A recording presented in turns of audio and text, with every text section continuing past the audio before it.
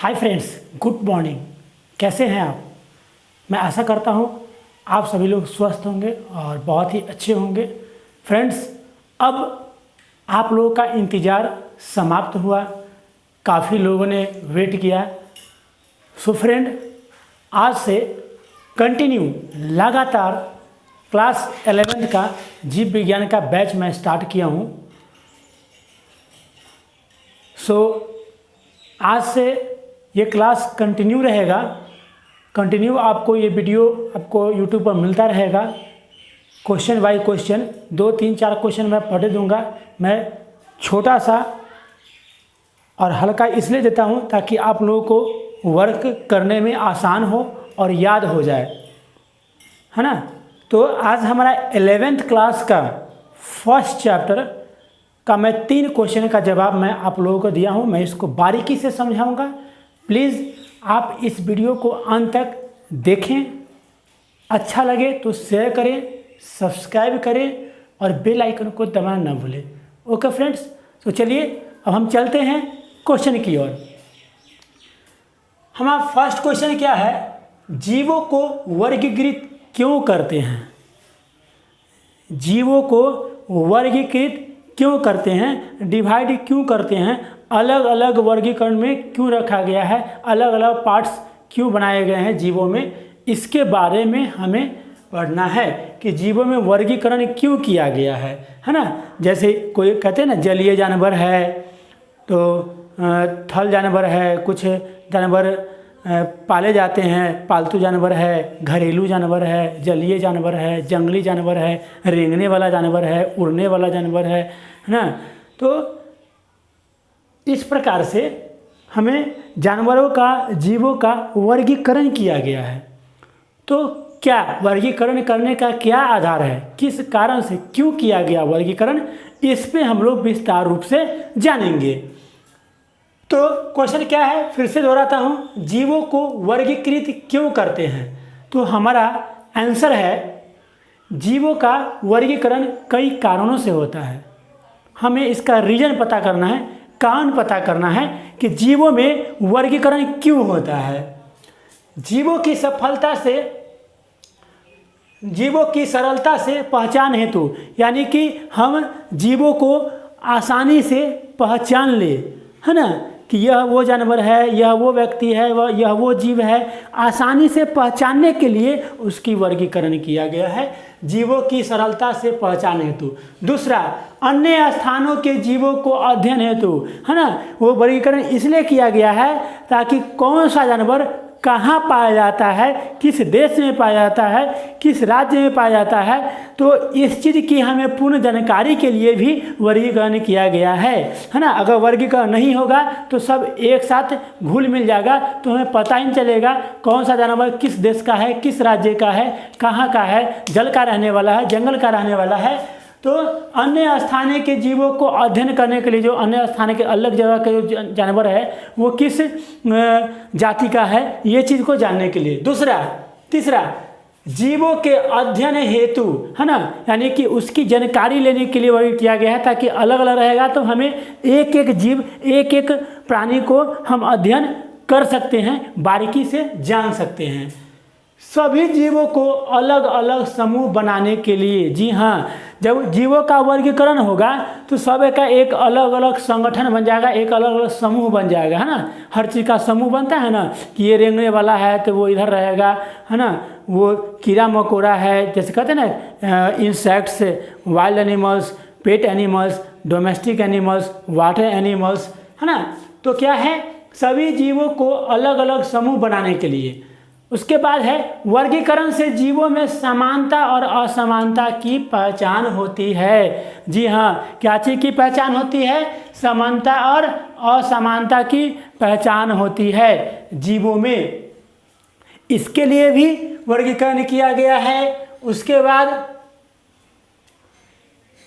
विभिन्न टैक्सा के विकास का पता चलता है ना। सभी का हर जानवर में टैक्सा अलग अलग होता है, तो उसकी जानकारी हमें पता चलता है, इसलिए जानवर का वर्गीकरण किया गया है। ओके, अब हमारा सेकंड क्वेश्चन है, आप बारीकी से समझेंगे। जहाँ आपको नहीं समझ में आए आप प्लीज़ कमेंट जरूर करें। तो हमारा दूसरा क्वेश्चन क्या है, वर्गीकरण प्रणाली को बार बार क्यों बदलते हैं? वर्गीकरण प्रणाली को बार बार क्यों बदलते हैं, है ना, चेंजिंग क्यों लाते हैं? तो नए उपकरणों और प्रौद्योगिकी के विकास के साथ साथ वैज्ञानिक अध्ययन का भी लगातार विकास होता रहता है। क्या कर रहा है? नए उपकरणों और प्रौद्योगिकी के विकास के साथ साथ वैज्ञानिक अध्ययन का भी लगातार विकास होता रहता है ना। जब दिन प्रतिदिन जब बढ़ता है तो कुछ नए नए अपडेट होते हैं। तो उसी प्रकार से मानव प्राणी में भी, जीवों में भी रहन सहन खान पान में कुछ अपडेट होती रहती है, बदलाव होती रहती है। तो इसीलिए कह रहा है कि अलग अलग विकास होता रहता है। प्राचीन काल में यानी पुराने काल में, पहले प्राचीन काल में अनेक आवास तथा गुण के आधार पर करते थे। यानी पहले कौन कहाँ रहता है, उसका उस जानवर में, उस जीवों में क्या गुण है, क्या क्रियाकलाप है, क्या कैरेक्टरिस्टिक्स है ना, उसकी गुणवत्ता और उसका रहन सहन के अनुसार से पहले प्राचीन काल में वर्गीकरण हुआ करता था। उसके पश्चात ब्रह्म आकारिक वर्गीकरण का मुख्य आधार और वर्तमान में कोशिकीय संरचना, गुणसूत्र, जैव रासायनिक विश्लेषण, जीव संरचना तथा डीएनए में समानता का भी उपयोग जीवों के बीच संबंध स्थापित और वर्गीकरण किया जाता है। हाँ, कैसे कह रहा है कि कोशिका की बातें यहाँ चर्चा आई है, यानी कि सभी कोशिकीय, सभी जीव में, है ना, एक कोशिकीय, बहुत सारे जीव ऐसे होते हैं जो एक कोशिकीय होते हैं, बहुत सारे जीव हैं बहुकोशिकीय जीव हैं, बहुत सारे जीव हैं जो दो कोशिकीय, द्विकोशिकीय जीव हैं। तो जीवों में कोशिकाओं के कारण भी, कोशिकाओं की मात्राओं के कारण भी जीवों में वर्गीकरण किया गया है। और कोशिकाओं, जिस हिसाब से कोशिकाएं अलग अलग होती है जीवों में, उसी प्रकार से उसका गुण, उसकी लक्षण, उसकी विश्लेषण, है ना, भी अलग अलग होती है। उसकी डीएनए भी अलग अलग होती है। तो डीएनए में समानता का भी उपयोग जीवों के बीच संबंध स्थापित करने के लिए, यानी किसका किस सही में इसका संबंध इससे है या नहीं, इस संबंध को स्थापित करने के लिए भी डीएनए का समानता होना जरूरी है।